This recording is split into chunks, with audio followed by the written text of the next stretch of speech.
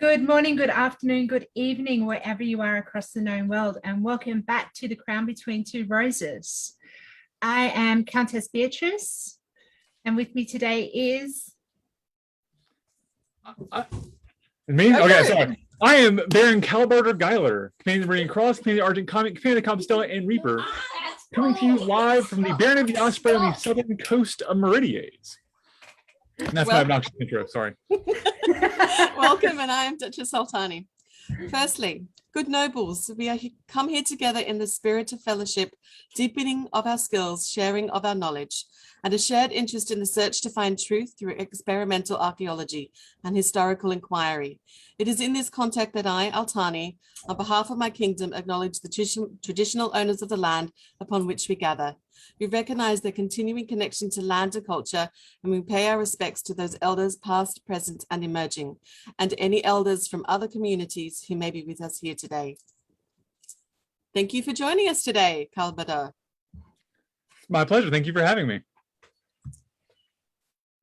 We're very excited to have you on the show today. So you did mention that you're from the east coast of Meridies. Whereabouts is that mundanely? So I'm on the Gulf Coast. So I'm Mobile, Alabama. So the very southern part of Alabama. I'm literally the little port between Trimeris and Glen Albin, right on the corner.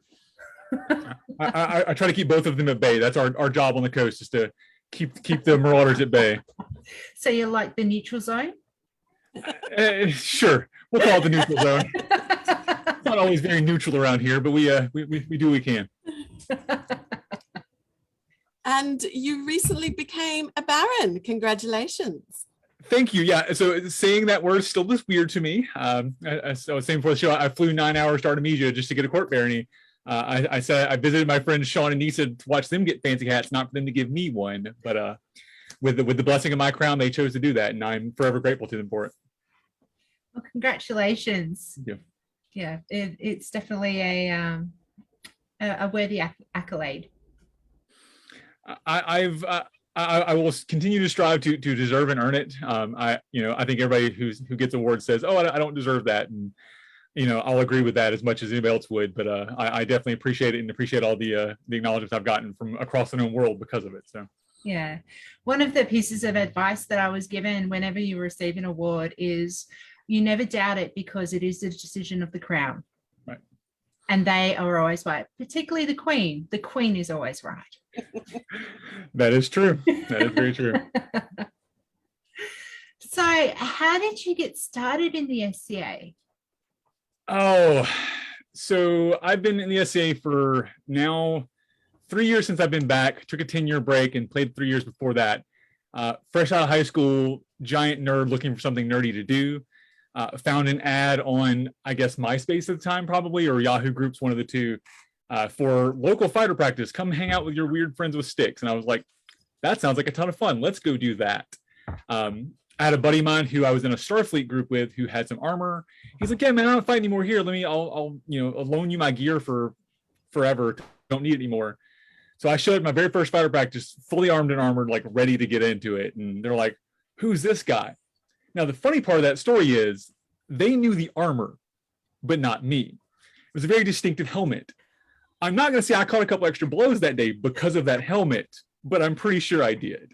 I fell in love with that day. I met my now wife that day, met a ton of new friends, and found my forever hobby. So, I took some time off, but it drugged me back. So sorry, B. Right. I was just going to say, that is awesome. It is. Do you still continue to fight, or have other interests? Have you broadened your interests within the SCA? I fight as much as I can. I do it. I say it's my primary thing, but it's really not. I'm a herald. I'm a teacher. I do medieval games, and I fight on the side of that, I guess. Just had an amazing time at MGT. We just had one of our big events here in Meridies, the Meridian Grand Tournament. First time I've been fighting since the pandemic, other than a few little fighter practices, and went out there and remembered which end was the pointy end, and that's always important. So nice to be back on the field. I'm very curious, and this is relating back to COVID. How did you go with going back to an event after so long? It was weird. We've been in lockdown, so the SCA for, especially in Osprey, my local group, we shut down. We had no meetings, nothing. So everything we didn't even do virtual stuff. So I was doing a lot of virtual stuff outside of the kingdom, and which has been great. And I've loved that. And I mean, I've built a whole fan base apparently around it. But we'll get into some of that later. We've been going to a couple little things here and there around, just around the area, some little gatherings, but like very controlled. We went and saw my peer for the first time. We had a little household gathering, fully vaccinated gathering, a few months before. But going into the first SCA event was surreal because of course we're all masked. Everybody's maintaining distance. All the tents were 10 feet apart. So it wasn't quite the event we're used to. But as they say, just like the virtual stuff, it's better than nothing. It's better than what we had. And even with all of that, even with having to fight with the masks and having to deal with that all day, the feel, like the ambiance was still there, right? The banners were still flying, the honor was still there, the chivalry was still in the field, and it really just we could almost look past it. And it allowed us to sort of look past the bad stuff and remember the why we're there. So you actually said you did camping events, just not an evening of a feast, but you actually went camping. So we had it was a 1-day event, but we had our pavilion set up and all that. So it was because Meridian Grand Tournament for us is it's like the prom of the SCA, right? Everybody talks about crown lists and coronations, and yes, those are big important events and important for the kingdom. MGT is our one event where you break out all the stops, all the banners, all the pennants, all the fancy garb, and then the entire day is about putting on that show. Right. So we did. So we brought out all the pavilions. The big Kingdom Pavilion, the brand new Kingdom Pavilion was up. We had all of our stuff with all the little flags hanging on it, and like I said, and I think that helps too. That being our first one of our first two big events back, really made us again see that versus just like a fighter practice or something sort of just more mundane. It sounds pretty fabulous. I'll say this: out of all events in Meridies, there are a ton of great events for various interests. But if you had to pick one event to come to a Meridies, that's the one, is MGT. It's good to know. Yeah, if you're ever three, because it is. So a brief history. So basically, the idea is there are 5 tournaments throughout the day that are each sponsored by some of the orders. So the Marine Order, the Blade, the Roses do a great weapons tournament, that sort of thing, and the 2 winners for each of those get into the grand tournament. And then each of the peerage orders and the populace then select a champion to make a final 16 to fight in the grand tournament that evening. So it's a big deal throughout the day. And we do one tournament that's done by the Order of the Chalice, which is one of our most revered orders here in Meridies, that the entire prize, it's actually a buy-in tournament. You have to pay to participate in the tournament. But the prize for winning the tournament is you get to take the proceeds from that tournament and donate them to a local veteran shelter in your area. That's the entire prize. And that's just cool, right? Getting to fight for those who you'll never know and see. But that's one of the things about being honorable and being chivalrous and the courtesy of the SCA is that sort of idea. And I'm honored to get to participate in those sort of things that we do here in this kingdom. I think this year we raised almost $6,000 in a between the tournament and the fundraiser lunch that day. That's wonderful. That's just unbelievable. Yeah. Wow. So I think across all of the interviews that we've been doing, writing a list and tracking which events that we want to go to, and there's definitely a big collection of events. When we can travel. We can travel. Yeah, I think every kingdom has their one. Every kingdom has the one thing that they're known for. And like I said, our crown lists are great. Our coronations are great. And, if you come over for Gulf Wars or Panhandle or one of the fighting events, those are all fun. But MGT is where it's at. Oh, that is awesome. Thank you. Yeah, it's the whole shutdown and starting again. One of the things that we've noticed here is what I like to term event fitness, which it's a bit of a challenge to actually go back and socialize after being in a lockdown. So across Lockhart, we do have states that go into lockdown, and Altani and Magnus and I are all currently in a lockdown at the moment. So there is no travel outside of an area, let alone across a border or traveling internationally. So going back into that event mindset, did you struggle with socializing with people? I don't think I did, actually. So I've been very lucky throughout the pandemic to be able to be social, right? I'm an extrovert by nature, so me being locked down was bad initially. And I joke about that's how Kalbardr's Corner got started, is it's what happens when an extrovert loses his hobby and his job in the same month. I was bored and lonely and went, I got to fix this. So I've been social. I've been in Zooms. I've been on streams throughout week after week with thousands of people throughout the known world. So it was different being in person. So, before MGT, I got to travel out to Artemisia for their coronation, with Sean and Nisa. And His Majesty said something there that was, I think, super important that I carried back with me even, was to remember that. Remember, we've all been at home. And some of us, this is our first time seeing each other outside of virtual meetings or at all.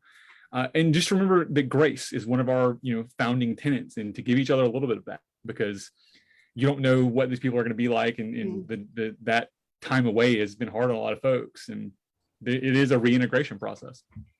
Yeah, I think BNI, it's probably these Zoom meetings and some of our other co-hosts, it's the only time we've put on garb for the past year, if not longer, for us. It's sort of like, and it is nice to actually, oh, that's right, I have this. But it'd be nice to start to see everyone in person. Right. Yeah, I have to say I've been lucky for where I live. We haven't had the length of and the longevity of lockdown for other states. So, for example, Victoria, who are just going into their 250th day. Oof. And they now have the world record of lockdown, so lockdown champions. But yeah, it is quite a challenge, and I think they've only had a couple of events in the last almost 2 years in that face-to-face space. So yeah, it's definitely something that we hold quite close to us, and supporting people in coming out into these event spaces. So you touched on Kalbardr's Corner. Please tell us about it. Like, we've seen some of the posts that have come up on the various things, retention and talking together online and so forth. So please tell us more. Sure thing. So yeah, like I said, Kalbardr's Corner started because I was bored and lonely, and I said, I've got ideas, I've got things I want to talk about. I'm gonna hop on something. So I started out April of last year doing classes via Facebook Live in a Facebook group. Hosted a whole online event, one of the very early on online events, even here in the known world. And was like, oh, this worked out well, but I don't like the platform. I don't like what I was doing. It doesn't, Facebook Live is great, but it doesn't have a whole lot of the ability I needed to do stuff. So reached out to a friend of mine who's in the movie business and said, hey man, I've got this idea of trying to do a thing. What's best? And he showed me some technology and was like, oh, this is great. So I moved into that, and I use a program called StreamYard, which I'll be happy to introduce the two of you ladies to later. It'll change your life, I promise. But I started with some classes. So I was like, if I'm going to teach classes, I'm going to put them somewhere where they're retainable. And so YouTube became the way, and I do YouTube and Facebook. I started with gaming classes. I'm a huge gaming nerd, and I just brought that over to the SCA and switched to medieval gaming. So I try to do the idea of what you would do at an event, sitting down and playing with somebody. So I start off with what you playing Wednesdays. I bring on a guest, we'd sit down, we'd play a game together via some virtual means. I'd teach a little bit about it, and we'd sit and play for an hour. Just having the conversation, answering questions. It wasn't like a hardcore, here's an hour of historical knowledge. It was just like, here's 10 minutes of how to play the game, and then let's hang out and play and just have a chat. I then moved into Coffee with Cal. I realized I had some thoughts I wanted to get out. I liken it to the Peter Griffin's "What Grinds My Gears" segment. It's something I think about like in an hour when I'm like just sitting around at night. That's a thing I wanted to talk about. So I started with that, and then brought on a guest for that, and had some conversations. And realized, oh, this is really great having people to talk to, and went with that, and been going with that now for over a year. I think I just hit the 1 year mark for Coffee with Cal like 2 weeks ago, which is weird to think about. So I was doing this, and then people was like, "Hey man, you're doing cool stuff. Can you help us?" And I was like, "Of course I can. That's like, this is the best." So KK Productions was launched, and it's a little production company. I started helping people do that. I think at the height of KK Productions, we had 14 channels on 9 shows, or sorry, 14 shows on 9 different channels running. Outlands, the West. So we had 2 shows in the Outlands. We had 1 show, we Asanites Live from the West Kingdom. I was doing my 2 or 3 shows. I've done some stuff for the Principality of the Mists, and then some one-offs here and there, just using the same technology, either myself working as a tech on it as a host, or just literally handing it off to someone and saying, "All right, I'm here if you need me." So I've been sort of involved in all range of that. And, a lot of that's trickled off, right? As stuff starting to open back up, shows are shutting down, shows are not happening anymore. I told my viewers that I was going to keep Kalbardr's Corner going as long as I could, and as long as I've got people watching and people interested in being on it. We've launched 2 new shows in the last months here. We're doing Fantastic Fringies and Where to Find Them. It's Master Lash basically brings in people who are fringe players but are important to the SCA and does an interview with them. So it's not the Dukes and Duchesses of the world. It's the lady who's been over there, who's been the exchequer for 75 years. Nobody's ever talked to. Those kind of people that are the background of the SCA and really the backbone of a lot of what we do. And then, as you mentioned, the road to retention. Baroness from Artemisia had an idea and was like, "I want to do a show about this." I was like, "Congratulations, you're now the host." And she's like, "Oh, okay, cool." And I set her up and got her going and sort of taught her how to do it. And I run tech for her, and she runs with it. And it's just been amazing. So I did shows with Sean and Nisa from Artemisia. We did What Makes a Night, which is, I liken me riding on Sean's coattails for that one. But when you bring in the Duke Sean for a show, you get some notoriety. It definitely doesn't hurt. And that was just an amazing show, really getting to talk stick without talking stick. And then with Nisa and I did the Consort Conversations, where we talked about the other side of being crown and sort of those fighter mentalities. The whole thing has it's been an opportunity for me and a blessing. I've gotten to talk to so many great people and getting so many different opinions about the SCA and what we do, and getting to ask some really hard questions. I think has been important and start those conversations. And I've seen conversations popping up because of conversations we've had on the shows that's inspired. And I love hearing those stories when I go to these events and stuff. One of our I can talk a lot, so please stop. Please do. One of going. Our populace has actually commented that the shows are absolutely awesome. So yes, you have members here who watch you. That was the weirdest thing when you guys reached out. I was like, I have a fan base in Lowcock. All right, that's weird but cool. And admittedly, I've seen, because I always ask people to introduce themselves on the shows or in the comments, so I see the kingdoms pop up. Like one of the shows we had, I had 5 kingdoms watching, literally across the known world. And I was like, this is just cool. I don't care what else happens in my life. This is a cool thing. But yeah, it was actually weird going to Artemisia and knowing 3 people there because of the shows, but everybody there knew me. And I had a couple fangirl moments where I walked in the tent and everybody was like, "Oh my God, it's Kal." Oh, and I was like, "Ooh, whoa, that's weird. Okay, hi guys, how you doing?" So yeah, I'm a celebrity apparently. I don't know. It's weird. It is kind of weird, and then that reputation precedes you.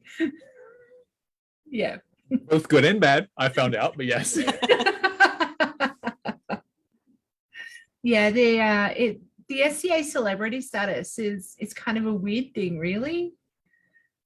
And usually it's the high peers or those that have been around for a really long time that have that.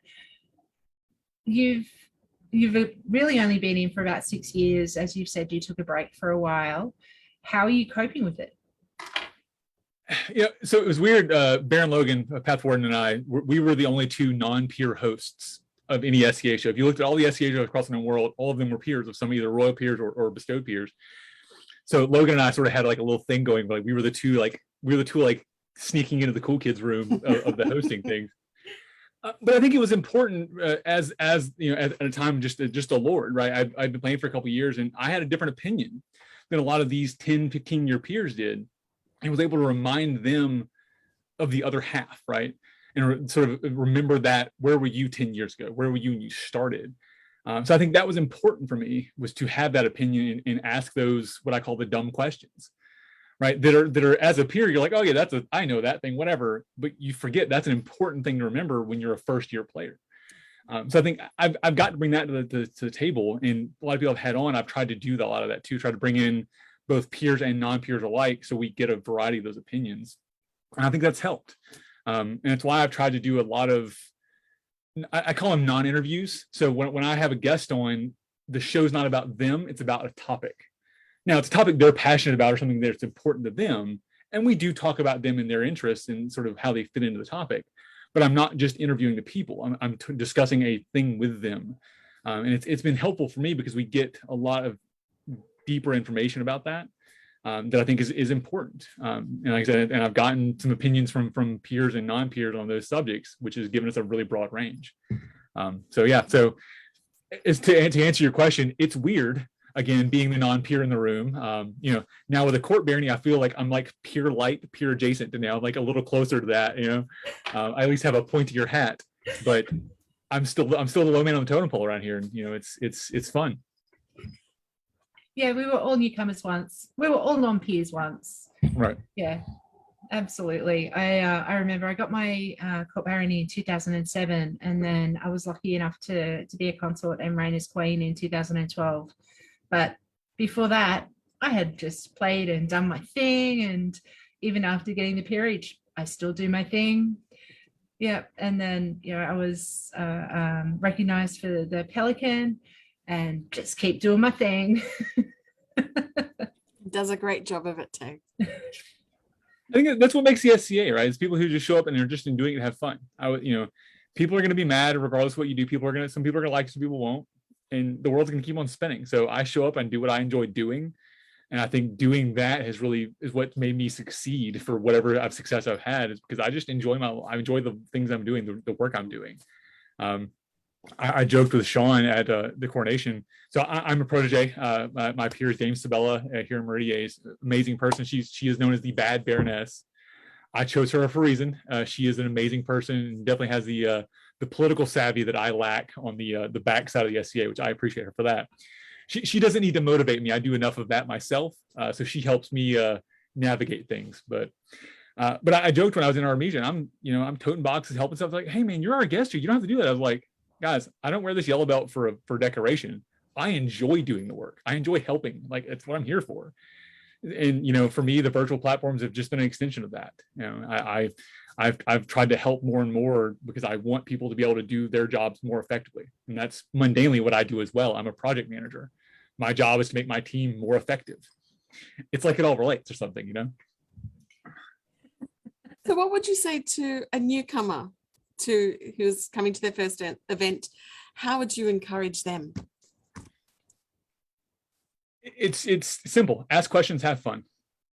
Right. I think the idea of peer fear is nice. So I'm a weird juxtaposition of I revere the crowns, and the role play is important to me. So I come from a role playing background. I've been a LARPer. I've played games where if you backtalk the crown, you would literally get killed. I mean, in play get killed, right? So when you've had to experience that little bit of fear, I bring that to the SCA, right?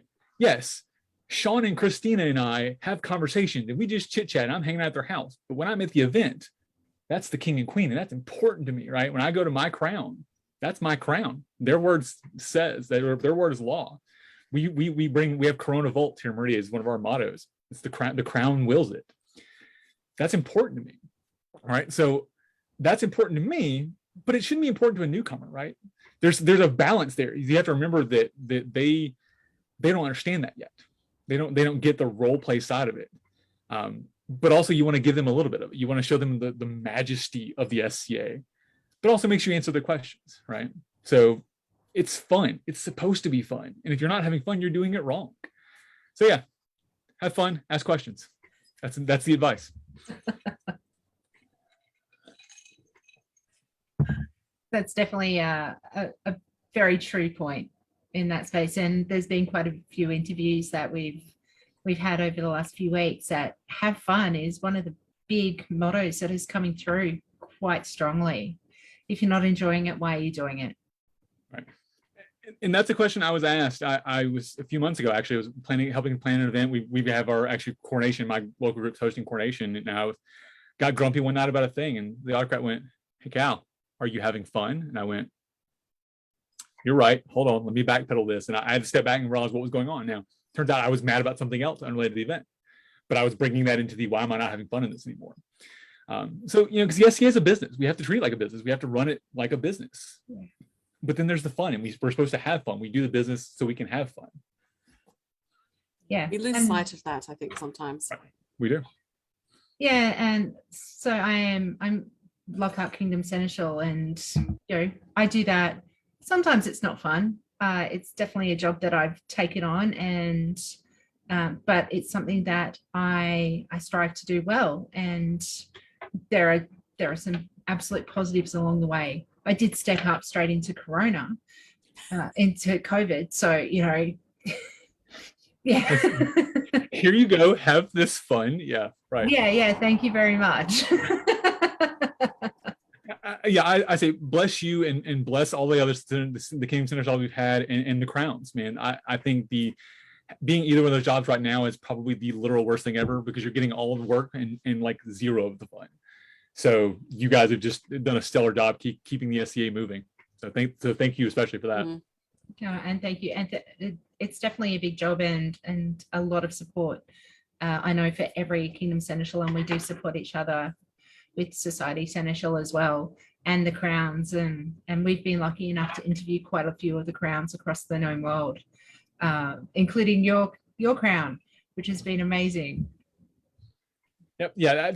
I think that's one of the cool things about the digital format is, as we were discussing the time zone differences and just being able to have these conversations that we would likely never meet in person. So we're getting to have these conversations with people we would never meet, that I'm now meeting people that I would never have met. And that's just been really neat to be able to have those connections that we would not have done had we not have COVID. So as much as COVID sucks, and it's the worst thing that's ever happened in our lifetime, I think the SCA has found a positive in it. Absolutely. I was asked, because I do Kingdom Seneschal and I have quite a time precious job. Why do you still do these interviews? This is my fun. Mm-hmm. And it's been amazing to meet so many people across the known world. Just phenomenal. I agree.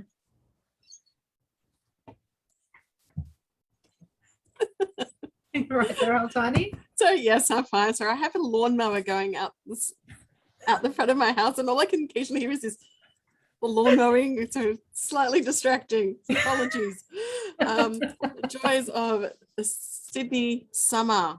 Here I am. So yes.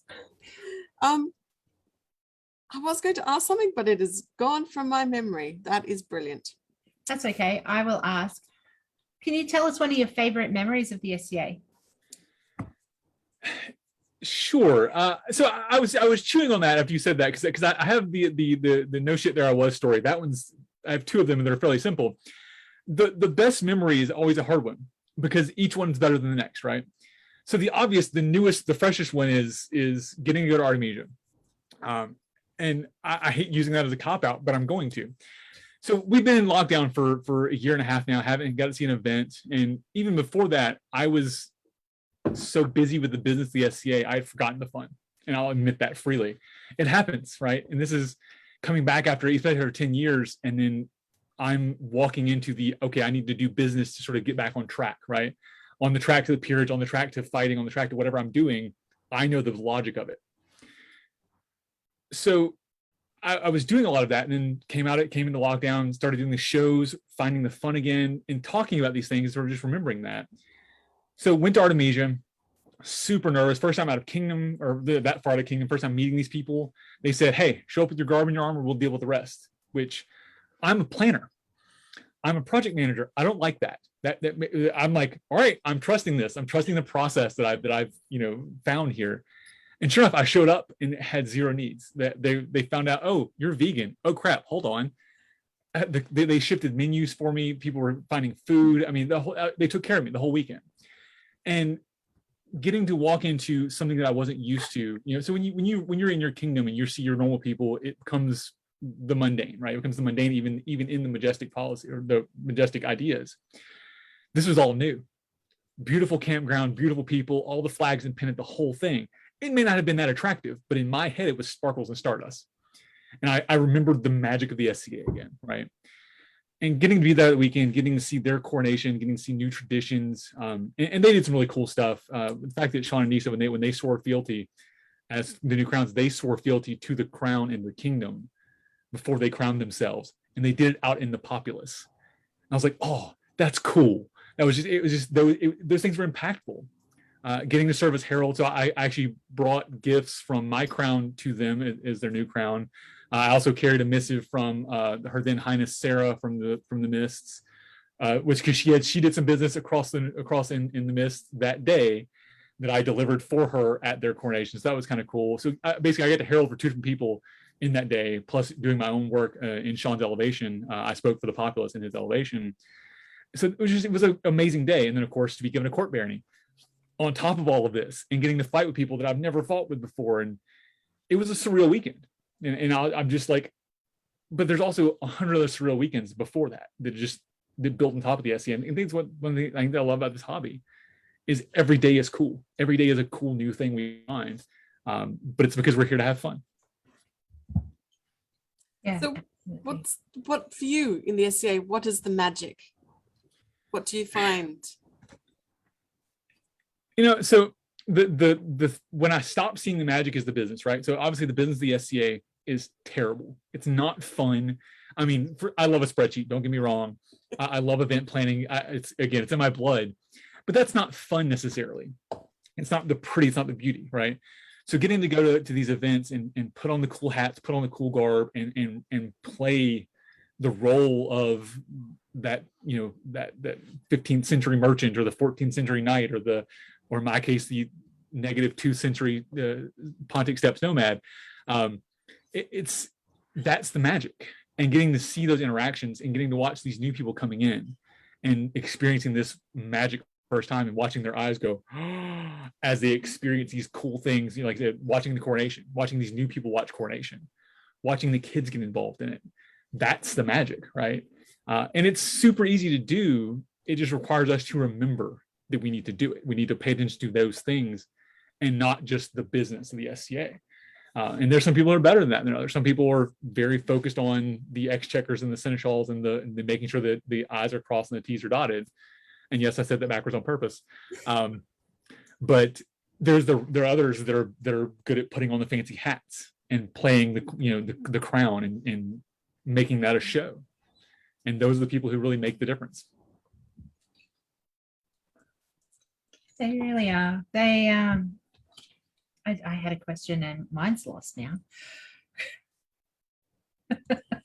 How do you get this morning? How do you get those that feel maybe a little bit jaded because they've been in for a long while or they've done a lot of work and they're just feeling a bit blah? How do you reconcile those type of people to those newcomers who are the bright-eyed, bushy-tailed people? We all do go through that patch of being, we're just over it. But how do you remember to be like that young, bright-eyed person that's seeing this for the first time? How do you reconcile those two things together? It's tough. I mean, it really is. I think the thing for me is and this is going to sound cliche, and I apologize, but oh no, we're falling down. I feel something. My cat has knocked the camera off my computer. Oh, I haven't drank that much yet. It's late for me. It's early for y'all, but I'm not drinking yet. So. I'm going to have to find my computer, my camera. That right there is the fun of digital production, folks. For anyone who watches these shows, this is why She's never done that before. Oh man! Thank you, Ishta. Okay, I'll get back to your question, but funny story first about production errors. One of my very early Coffee with Cal shows, just getting going. I'm 5 minutes into the show and I lose power. Whole house goes dead. Internet power's down. I'm like, Well, crap. Fortunately, the program I use, I can pick up on my phone. So I literally finished my show from my porch with my coffee and my phone, just like this. So yeah, those things happen, man. The power goes out, internet goes down, the cat jumps on the keyboard. That is the life of production. So, oh man. All right. So sorry, back to your question. It's hard. It's hard to reconcile the 30-year 4-time peer and the brand new person. Those two people don't always connect. All I can do is be the example I want to see in the world, right? I'm going to put out the energy that I want to receive. And it's why you'll hear me. I use honorifics. So it's Your Excellency, Your Grace, Your Highnesses, Your Majesties. Those things are important to me. I've gotten fussed at by peer friends of mine for referring to them when I greet them as Your Grace. I won't call her out, but she knows who she is out there. But it's conversations I've had with a lot of peers when they say, oh no, it's just, just call me Bill or just call me Jane or whatever. No, it's Your Majesty, because that's important to me. And I think that sort of mentality is what we can do to remind the older peers that they play an important role in our society and sort of reconnect them back to those brand new people, because that's the person they're playing that role for, right? Because they're not playing that role for me necessarily. I know these people. We've had these conversations outside of the SCA. We went out to lunch and talked business, and we've sat in the Seneschal and Exchequer meetings that are just terrible. But the new people don't need that. They need the crown. They need the Duchess. They need the Dukes. They need the Knights. That's the majesty of the SCA that they need to see. So one of the things that I can do is sort of, I guess, as the middle ground person, is help to remind both directions of that thing. I'm not always successful at it, but I do what I can. And it's an interesting perspective, being on the other side of that, because for me, I do encourage familiarity and ask people to call me B, and I don't see myself as that role model in a lot of ways, but I know that it is there. Yeah, so it's that fine balance. And because especially you may be the only royal thing that a new person sees. If you're at a fighter practice or a local event, you may be the only royal thing they see for 6 months to a year till they get to a larger event, especially depending on where your crown is. And we talked about times on the distance, and my distance is nothing compared to y'all's, but we're 7 hours from top to bottom of the kingdom, 7-8 hours, right? If we have a crown on one end of the kingdom, we may never see them. So, I may be the only pointy hat they see, even as a court baron. Yeah, some of our smaller groups are in that same situation, right, that they won't see a crown or baron and baroness, but they might see a peer who's come out to visit them, because that set of peers has always done that. Right. And yeah, very similar in some cases. Yeah. So yeah, I think that's the key, is to remind the peers, whatever peer you are, to make sure you're playing that role as much as you can.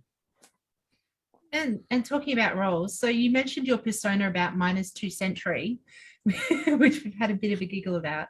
What is your persona, or who is your persona? So I am a Scythian is the short version of it. So Pontic Steppes nomad. So 900 to 200-ish BCE, which is why I say -2, because everybody says 14th, 15th century. So I'm like -2 century. And that's about as far as I've gone with it. Obviously, a lot of things I do in the SCA don't really mesh with Pontic Steppes nomad. The ideas of heraldry, the fighting styles we do, none of that meshes. I've tried to adopt as much of it as I can with my fighting style. Specifically, recently I switched to fighting spear and sword. So the Scythians were horse archers. They would not have been fighting on foot if they didn't have to. And they had some shields, but a lot of what they would have been done is jumping off horse, grab javelin, grab sword, and run at the thing if they had to. So I've adopted that as a fighting style, because it's a little more closer to maybe what I would have done in period. As I build my camp out, I try to think of, okay, as a nomad, what would this camp have looked like? What can I do that makes this a little more mobile looking, at least? Obviously I'm going to put it in the giant trailer and drag it with the truck, and I'm not going to horse-drawn carriage at the event. Our roads wouldn't handle it. But I try to, adopt that as much as I can in that persona, at least to encourage those things. And the Scythian thing, so the why. So I'm actually there. There are still some Norse bits in my garb, so I'm Norse shifting to Scythian. We have a lot of Norse, a lot of Roman, a lot of those sort of things in here because it's either cold or hot around here, I guess. So you either get like the cold weather Norse, or you get the I want to wear a bed sheet Roman. That's the two options you get here in Meridies. We heard something very early on in our some of our DEI classes we were taking in one of the Baronies here, Southbounds. A lot of the new players we had weren't seeing predominant people playing non-European cultures. So me as being somebody who is, now on a known world stage, I went, okay, I can fix that. Let me find something that makes sense. So I found the Scythians through Ashoxi and others and went, this is cool. I want to do that. And sort of fell in love with it. So I'm trying to do more and more. I've got my fancy hat on. And speaking of my cat, everybody, this is Maya. Lady, her ladyship Runefried summoned her in the comments there. So I'm about to say, there was a comment saying, "Where's your princess?" And yep, this is the princess. This is her office. She lets me live in it occasionally. So how do you find playing an early period persona then? I enjoy it. There's definitely some reconciliation. So I am of the opinion that the persona sets the garb and research style. It doesn't necessarily set the role play in the SCA, right? So whereas my persona is Scythian, I am a Meridian citizen in the modern day Meridies, right? There are some people, I've had this, I actually did a whole show about the sort of the balance of persona versus day-to-day stuff. But the idea is, so I'm in Meridies wearing Meridian garb, following Meridian customs, because that's where I'm at, right? So my persona would have not known what a court barony was, would have not worn any kind of word regalia, would have not had any kind of heraldry. But how we play here in Meridies and in this part of the known world is those things. We get awards, we get when we wear regalia with them. I was given a court barony. I'm going to wear that, even though it doesn't all fit my persona style. That's the balance. So I think so. I maintain the Scythian look, a Scythian fighting style, but I'm also in Meridies now, and you sort of adopt your culture to fit the kingdom versus the other. So if I moved to another kingdom, I would adjust my persona, adjust my sort of style to fit the current culture that I live in, because each kingdom has its own culture. Yeah, that is very true. I have been lucky enough to travel across to a few kingdoms, and there's definitely cultures. And going to Pennsic very much opened my eyes to the differences in culture. Well, in Pennsic, you get not only SCA but non-SCA cultures too, and that's the whole thing. I joked with Her Majesty Nisa at coronation, but even before their coronation, because Meridies, we wear circlets for when we have our AOAs. Artemisia doesn't. So I was the only one in the camp wearing a circlet that was not one of the peers. And she's like, "Hey, Cal, we don't wear circlets here, right?" I said, yes, ma'am, I do, but I do. My crown gave me a circlet. I wear a circlet, and I'm not from these here parts, so I'm bringing my customs now. She said that knowing this was coming later that evening, so she's a sneaky devil. But I think that's the thing is you have to adapt to the cultures you're in when you're living there, and you bring your cultures with you when you travel. I think that's a really cool thing we get to do as part of the SCA, both bringing the Scythian culture, but also bringing Meridies culture. Yeah. One of the biggest culture shocks that I know that I received when I went to Pennsic was when people cheer. Different kingdoms have different cheers. And it sounds very strange. And I'm sure ours would sound strange to those kingdoms that don't cheer like we do. So in Lockhart, we say huzzah. Yeah, it's definitely, and having conversations with the crowns, that's one of the questions that we ask. So what kind of cheer do you have? Coming from a marching band background, I understand the differences too. We had having different band directors changing our response stuff midstream on us was difficult. So yeah. So we use huzzah here in Meridies as well. You'll occasionally get a vivat. You'll mostly get it because we have Trimaris uses vivat, so we've adopted some of that. We will not go as far southern as our cousins in Glenalbin, with all hail. I'm not that Southern. I will not go all hail. I can't do it. So that's very much a Glenalbin thing. But yeah, I think Meridies doesn't have one. Corona Vault was the thing for a while. We Corona and then Vault with a response. It's fallen out of custom because of some of the mentality of the Crown wills it didn't sit right with some people. Again, from a role perspective, I appreciate the idea behind it, but also I realize that our crowns are people and their legal responsibilities are slightly separate than their crown responsibilities. And sometimes those things don't always mix or don't always mesh well. But that's an opinion-based thing that, sort of almost a political discussion if you want to get into that later, but that's a whole thing. But yeah, Huzzah is I think a culturally appropriate across a lot of kingdoms. Yeah, we Lockhart has followed quite a lot of the West Kingdoms being our parent kingdom, but definitely establishing our own culture. Yeah, I think Lockhart is a little bit more relaxed, I think, towards crowns. Which is also a Western tradition as well. But the West I noticed. Yeah. I joke that the further you go west from the east, if you go east to west, the further you go west, the more relaxed those titles and crowns get. You literally can almost watch it as it's like a grayscale across the U.S. It's kind of funny to look at actually, because Artemisia is they still do it some, but they're not quite as balanced, they're quite as lax as the West is. And you get to the West, you're like, what are crowns? What are hats? Whatever. We don't care anymore. And personas, meh, that's fine. It hurts my Meridian heart. It really does. It's an interesting perspective, actually.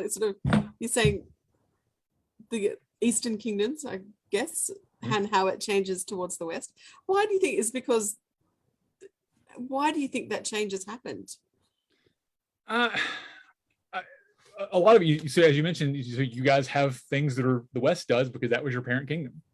So if you look at a lot of where kingdoms came from, you followed kingdoms from traditions you brought over, or you go the exact opposite depending on how the breakup went.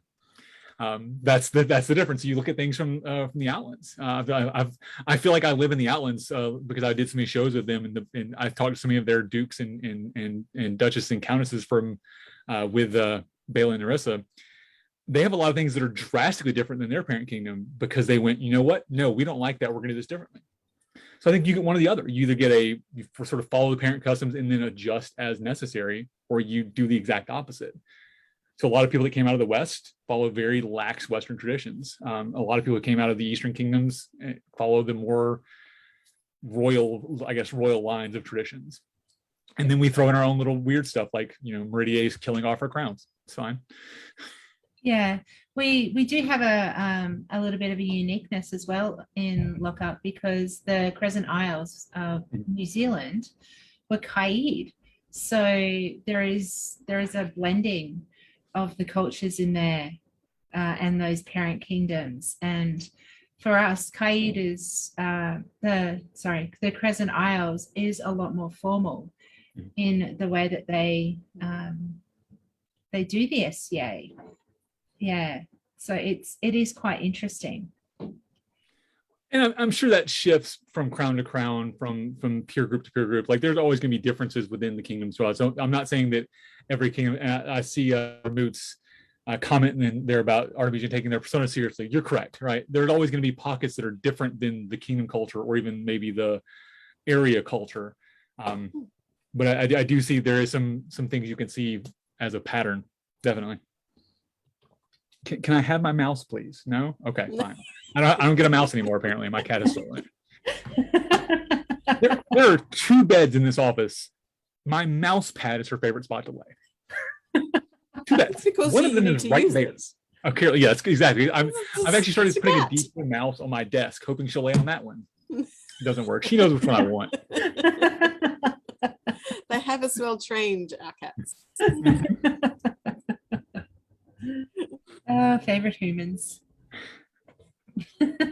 I have 7 cats in this house. Oh, yeah, we're cat people. I don't meet a stray I don't take in, both in people and cats apparently. So yeah, we adopt a lot and always try to find people who get rid of cats, and they all have their own personalities, and this is their house. We just live here. pay their vet bills for them. Yeah.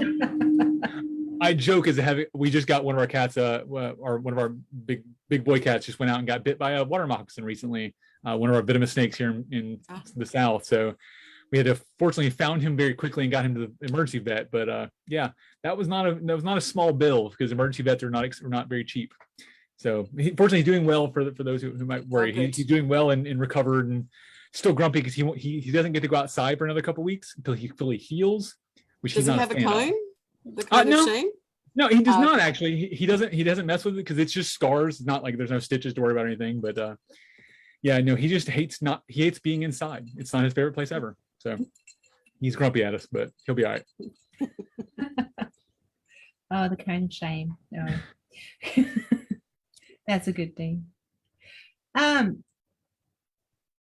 If you had to think about something that was your proudest moment apart from your court barony, what would that be? So I'm gonna pull recent ones because again I say the current memory is always the coolest one. Yeah. So MGT.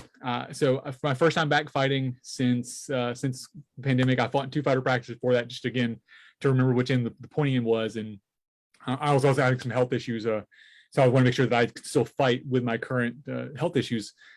So went out to MGT, and I've been talking to folks. They're great. I'm just gonna go out there and have fun. I don't care about winning. I want to put on the show. I want to have fun with it. Got to set up the tent. I'll do all that, and ended up semi-finaling in one of the tournaments, doing fairly well in the second one. Left one of the fields is a William Marshall, where you basically have lives. I left that field with like the 3rd most tags on the field, so effectively semifinals in that one, and then actually placed second in the Great Weapons tournament. So I got to fight in the Grand tournament that evening, my first MGT fighting ever. So that's cool, but the idea, and this is the part of that I may even choke up on, doing that not for me, but for my ladies, for the ones who favor I wear and the reason I fight, right?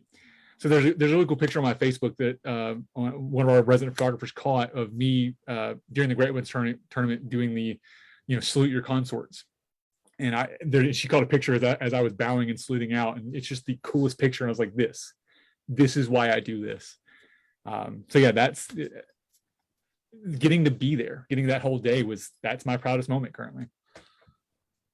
Yeah, that is amazing. Having been a fighter, and I know exactly what you mean when you go out and do that salute, and you are fighting for somebody else. You're fighting for their honor, and you're representing them on the field. Well, and that fight specifically, the Great Weapons tournament is sponsored by the Roses.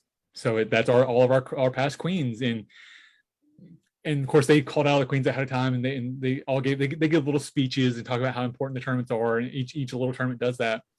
And getting to hear them talk about the chivalry and honor and the courtesy and things that are important to them, and that's why we're fighting. We're fighting for their honor that day. And our last fights, we ended up being there was 3 of us left, sort of a odd number, so we ended up having a 3-person semifinal or 3-person final. And the last fight was me and Lord Kikuchi, who's from Arenal, my next group over from me. So he and I fight a lot. So we drove like 7 hours to fight each other when we're an hour apart.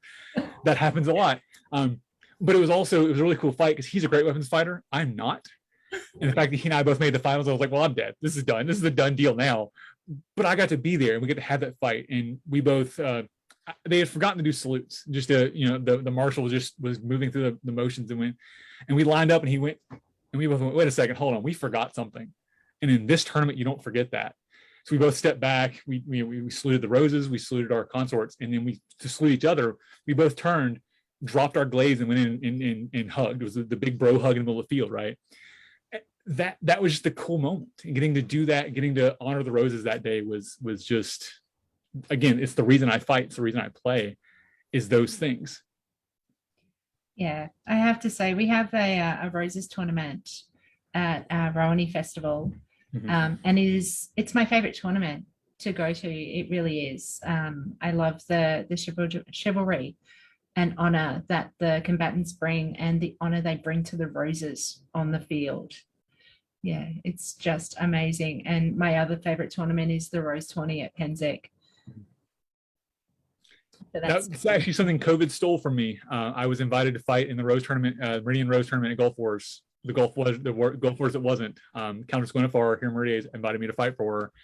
All ran up, new garb, new helmet, the whole thing, and then COVID happened, and I was like, "That's a thing." So, but I'll say I redeemed the effort, I guess, and I hope to when Gulf Wars rolls around again, one of the roses will be happy to.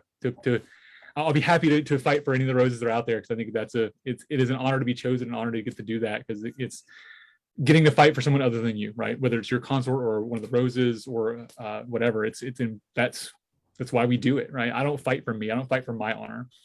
That doesn't motivate. Fighting for someone else, a person, a place, a thing is the cool part. Yeah, absolutely. I was disappointed because I was supposed to go to that Gulf Wars as well. Yeah.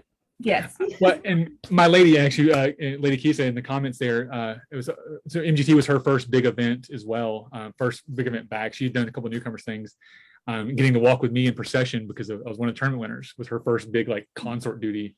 Gulf Wars is even worse for her because the day Gulf Wars got canceled was her birthday. Her birthday is always like mid-March, so that was supposed to be her birthday present. We were packing to go to Gulf Wars on her birthday when it got canceled. So. Yeah, the Gulf Wars is a sore subject for her as well. Yeah, mine is Penzig. Right. Yeah. Yep. That's my birthday holiday. Is to go to Penzig. No. Not for the past 2 years anyway, B. No. Fingers crossed next year. Maybe next year. Third time lucky. we're trying. We got to convince some folks around here to wear a mask and stay at home a little bit, but it's definitely improving. That's good. Yeah.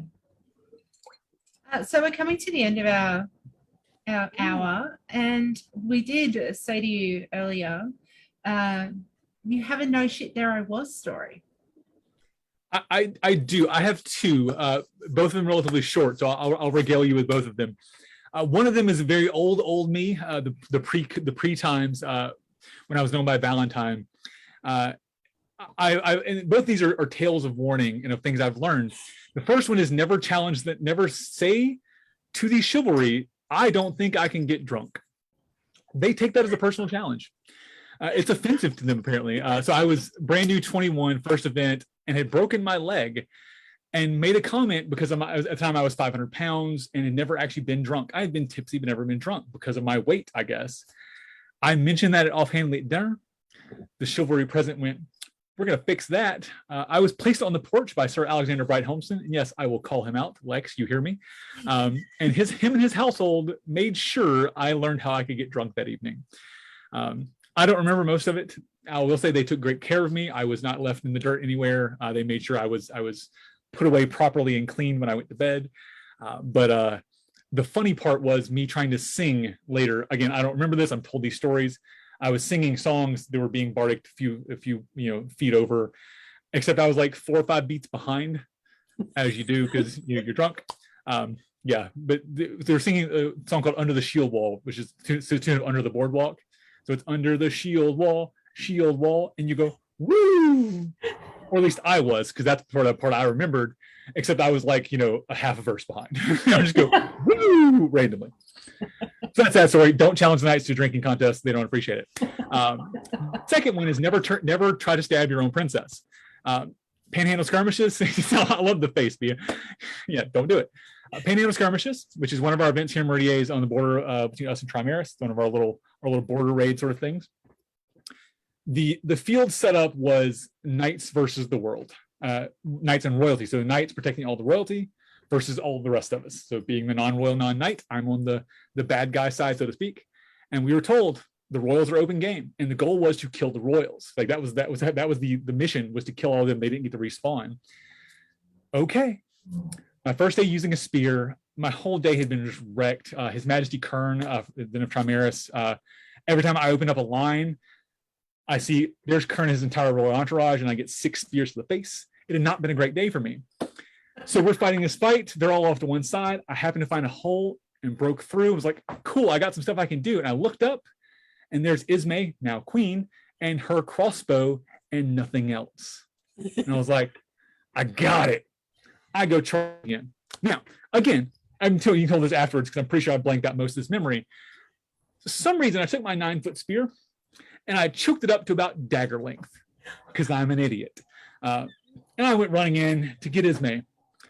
What I did not notice was immediately to her left, or yes, I'm sorry, my right, her left, was a left-handed knight. So all I see is, oh, look, it's open. I'm fine. There's nothing on that side. And then here's the wrap coming to my back. Pain exploded.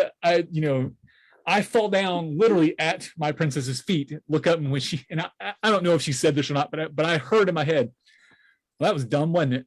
As I fell down. Never try to stab your princess. It will not work for you. Situational awareness. Because I saw him. I saw the person there, but I was like, oh, I'm on the good side. I'm fine. I forgot Sir Conrad was left-handed, so the sword was on the wrong side that it should have been. Don't do it. There you go. That's my two no shit there I was stories. Never trust a lefty. Yes. Yes. Thank you, Magus. Never trust a lefty. And that's accurate. Never trust a lefty. Yeah. The head of our fighting household is a lefty, so he gets to fight him quite a bit. And Altani's other half is a lefty as well. Yeah. It surprises people at times.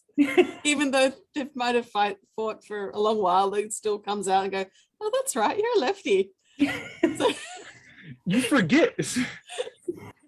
You're like, what? Wait, why is your shield on the wrong side? Oh yeah, that's right. Yeah. Yeah. So yeah, there you go. Thank you so much for joining us today. It has been phenomenal to get to know you quite a bit. It's been my pleasure. You guys honor me by doing this. This is super cool. It's actually only my second thing interview I've even done outside of my shows. So I'm happy to be here. So thank you for that. And I know that our audience has definitely enjoyed getting to know you quite a bit more. Yeah. Your fan base may increase. Again, that's a weird thing. Let's just not talk about it. Let's move past it. No, I appreciate it. And I say this every week on my shows, and I'm sure the two of you will agree, we do this because people watch it. And so I keep doing shows because people enjoy them. People want to see more of it and they ask questions, and I'm just like, okay, I'm going to keep doing this because people ask me to do it. But I'm honored people watch. I'm honored people enjoy it. And I'm so happy to hear the stories afterwards of what people have gotten out of it, relationships that have been made, questions that have been answered or asked. I'm happy to be that catalyst, or at least start those conversations, man. It means a lot to me. Yes, I think it's starting those conversations that can be taken outside and into the wider SEA community, and of how we can do things better and make things more fun. Right. Especially at this time of the year, or the world the way it is at the moment with COVID. They're very important.